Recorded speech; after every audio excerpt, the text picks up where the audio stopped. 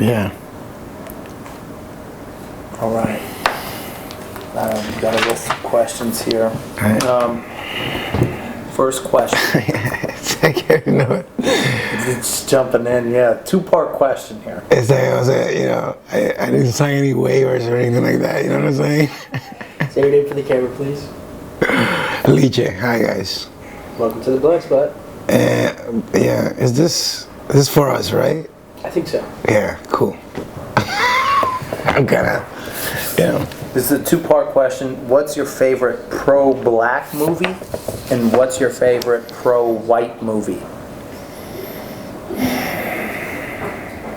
Wow. Yeah, I'm sure that they make their statements, but the thing is, I don't see movies as a. I see them for the artistic end of it, the political stuff.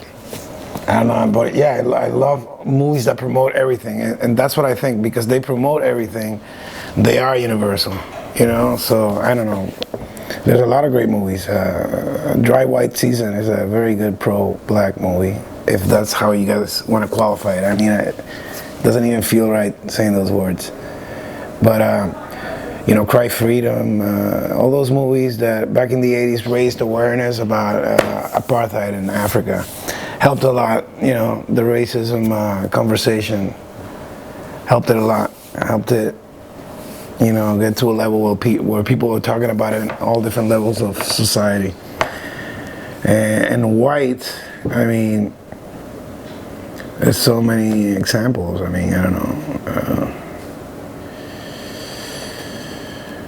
Yeah, like Kramer versus Kramer, I think is a very, even though sociological, is like that's what white people were going through in that period. There was the divorce rate was just skyrocketing in the U.S. So, yeah. All right.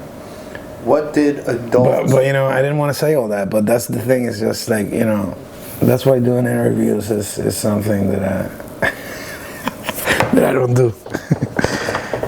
Once in a while. What did adults verbally or non-verbally teach you about white people? Person growing up.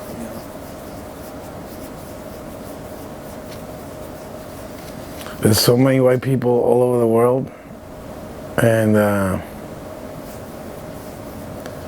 I never felt that I wasn't white. Even though I was born in Dominican Republic, but I have I grew up with mulatto and black people all the time, so race wasn't something that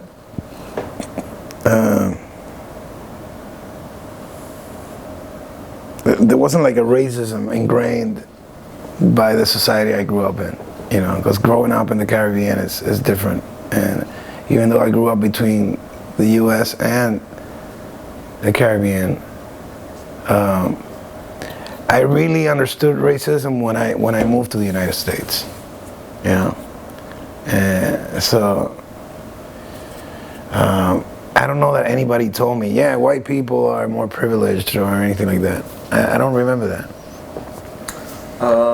Maybe just by reading, what was being taught in school, I was getting an idea, but it wasn't like, hey, here, let us talk to you about white people and why they're more privileged, as seen by society.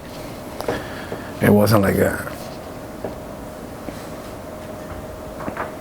How does racism negatively impact white people?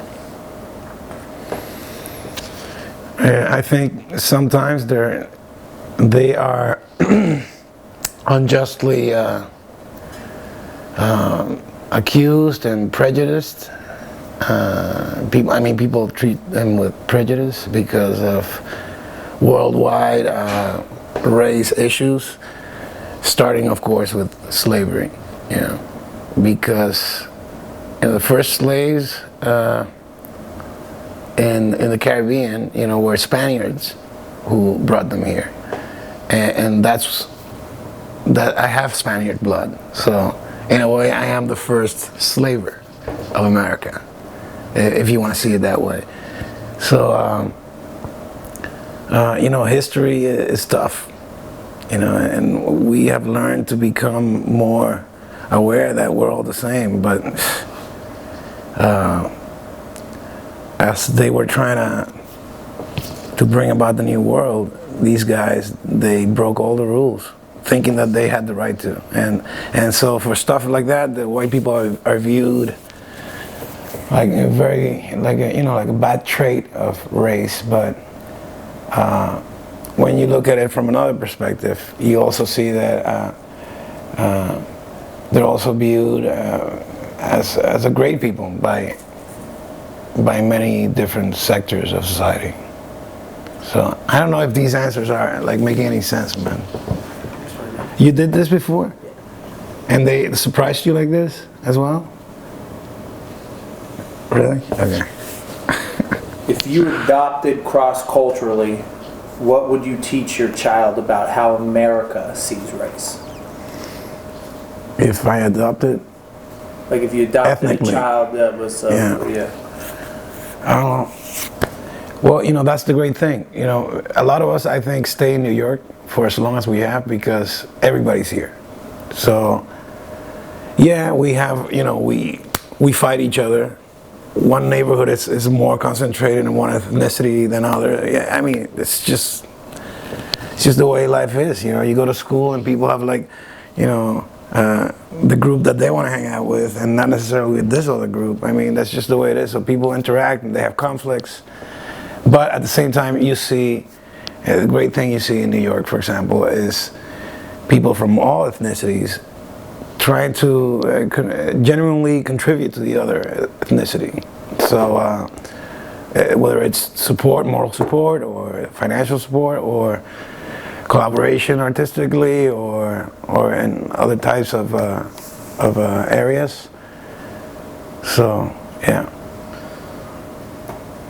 That's what I would teach my kid. Like, enjoy the fact that you can address any of these people. If you want to understand them, then that kid will have a chance to hey, there's Koreans in my class, there's African Americans in my class, there's Native Americans in my class. I'm going to ask all of them, hey, how's it been for you? What about your great grandfather? What did he do? I would encourage them to ask, just so that they know each other better and realize that we're all the same and that we should keep, making that fusion more pure, What is the best part about looking like your people? I just look like a human being, man. I don't know what to say. I don't know how I look. I really don't know.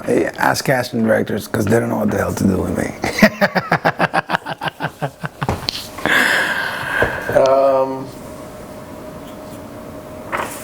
But yeah. So I gotta ask you the same questions, right? You're gonna ask me 3, and then you pick